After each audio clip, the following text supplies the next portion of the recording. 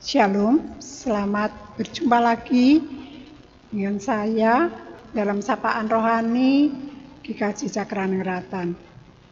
Pada saat ini kita akan bersama-sama belajar bagaimana kita mengenal kehendak Tuhan di dalam kehidupan kita. Sebelumnya, Bapak Ibu dan Saudara sekalian, kiranya kalian semua sehat-sehat semua ya. Semoga saja di saat seperti sekarang ini musim hujan ataupun musimnya sedang tidak bersahabat, kita tetap dalam keadaan sehat. Mari sebelum kita mengenal kehendak Tuhan di dalam kehidupan kita, di dalam firman-Nya, kita akan bersama-sama berdoa lebih dulu. Tuhan Allah Bapa yang penuh kasih, puji syukur dan terima kasih kami naikkan kehadirat-Mu ya Bapa. Pada saat ini kami boleh bersama-sama dengan saudara-saudara kami hendak mengenal apa yang Kau kehendaki. Dan dalam saat ini kami semua dalam keadaan sehat dan berkat Tuhan senantiasa menyertai kehidupan kami. Apapun yang terjadi dalam kehidupan kami percaya bahwa Tuhan tidak pernah melepaskan kami. Tangan-Mu selalu menggandeng kami. Terima kasih Tuhan, kami akan mendengarkan sabda kebenaran firman-Mu, berfirmanlah dan mampukanlah kami menjalankan dalam kehidupan kami, hari lepas hari. Haleluya, amin. Bapak Ibu Saudara sekalian, saat ini kita akan belajar mengenal Tuhan dalam kisah Yusuf anak dari Yakub, bukan Yusufnya yang dari Nazaret, Yusufnya Tuhan Yesus bukan, tetapi ini Yusuf dari anaknya Yakub. Dalam Kejadian 41 ayat 33 sampai 49, kita akan bersama-sama membaca dan kita akan menghayati bersama-sama. Oleh sebab itu, baiklah tuanku Fir'aun mencari seorang yang berakal budi dan bijaksana, dan mengangkatnya menjadi kuasa atas tanah Mesir. Baiklah juga tuanku Fir'aun berbuat begini, yakni menempatkan penilih-penilih atas negeri ini, dan dalam ke-7 tahun kelimpahan itu memungut 1/5 dari hasil tanah Mesir. Mereka harus mengumpulkan segala bahan makanan dalam tahun-tahun baik yang akan datang ini, dan di bawah kuasa tuanku Fir'aun menimbun gandum di kota-kota sebagai bahan makanan serta menyimpannya. Demikianlah segala bahan makanan itu menjadi persediaan untuk negeri ini dalam 7 tahun kelaparan yang akan terjadi di tanah Mesir, supaya negeri ini jangan binasa karena kelaparan itu. Yusuf di Mesir sebagai penguasa. Usul itu dipandang baik oleh Fir'aun dan oleh semua pegawainya. Lalu berkatalah Fir'aun kepada para pegawainya, mungkinkah kita mendapat orang seperti ini, seorang yang penuh dengan roh Allah? Kata Fir'aun kepada Yusuf, oleh karena Allah telah memberitahukan semuanya itu kepadamu, tidaklah ada orang yang demikian berakal budi dan bijaksana seperti engkau. Engkaulah menjadi kuasa atas istanaku, dan kepada perintahmu seluruh rakyatku akan taat. Hanya tahta inilah kelebihanku dan daripadamu. Selanjutnya Fir'aun berkata kepada Yusuf, dengan ini aku melantik engkau menjadi kuasa atas seluruh tanah Mesir. Sesudah itu Fir'aun menanggalkan cincin meterainya dari jarinya dan mengenakan kepada jari Yusuf. Dipakaikannya lah kepada Yusuf pakaian daripada kain halus dan digantungkannya kalung emas pada lehernya. Lalu Fir'aun menyuruh menaikkan Yusuf ke dalam keretanya.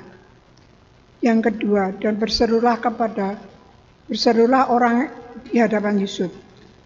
Hormat demikian Yusuf dilantik oleh Fir'aun menjadi kuasa atas seluruh tanah Mesir. Dan selanjutnya sampai ayat yang ke-49 bisa dibaca oleh Bapak Ibu Saudara sekalian. Bapak Ibu Saudara-saudara yang dikasihi Tuhan, lewat cerita tentang Yusuf yang Ibu Bapak Ibu tentunya sudah mengenalnya. Bagaimana Yusuf Ketika itu Yusuf yang dimanjakan oleh ayahnya, dan kemudian Yusuf menjadi orang atau anak yang membuat saudara-saudaranya iri, dan sehingga saudara-saudaranya mengerjai dia, menjual dia, dan seterusnya sampai kepada saat itu.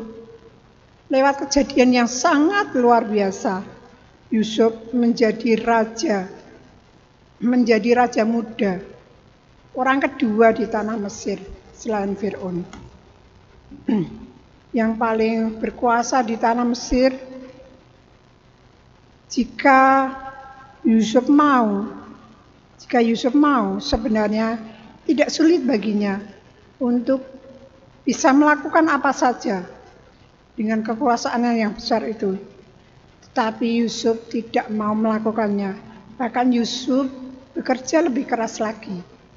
Yusuf berkeliling ke negeri Mesir itu, melihat persediaan apa yang dimimpikannya dan diramalkan itu menjadikan lumbung-lumbung pangan di seluruh negeri Mesir, supaya nantinya di tahun kelaparan itu negeri Mesir itu tidak menjadi kelaparan, dan itu terjadi.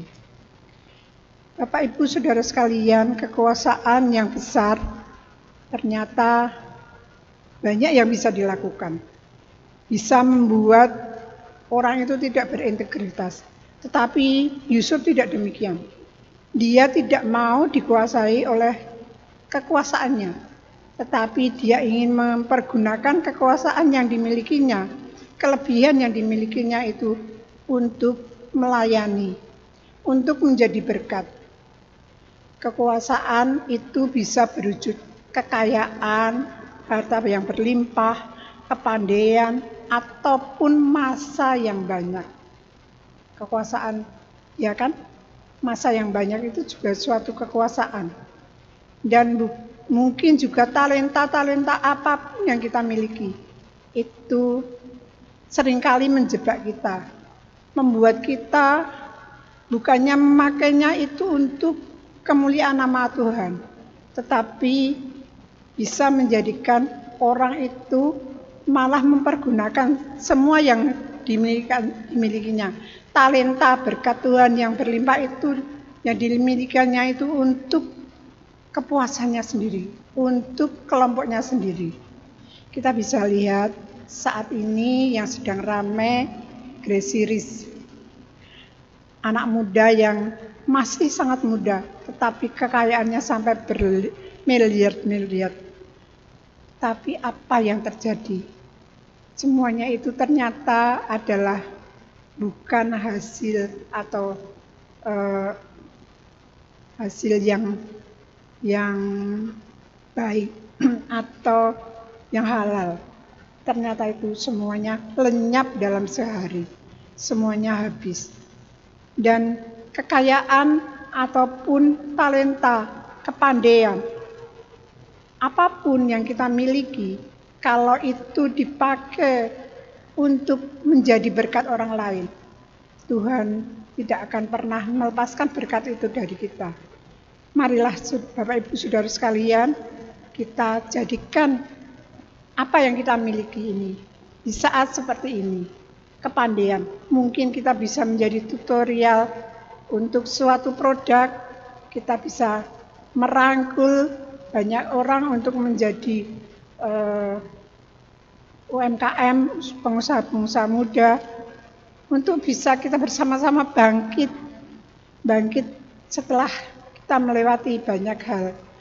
Di masa sekarang ini, pandemi yang berkepanjangan ini sangatlah berdampak. Kalau kita pandai ber-IT, kita bisa menjual produk-produk itu melalui online. Banyak sekali sebenarnya berkat yang sudah Tuhan limpahkan kepada kita.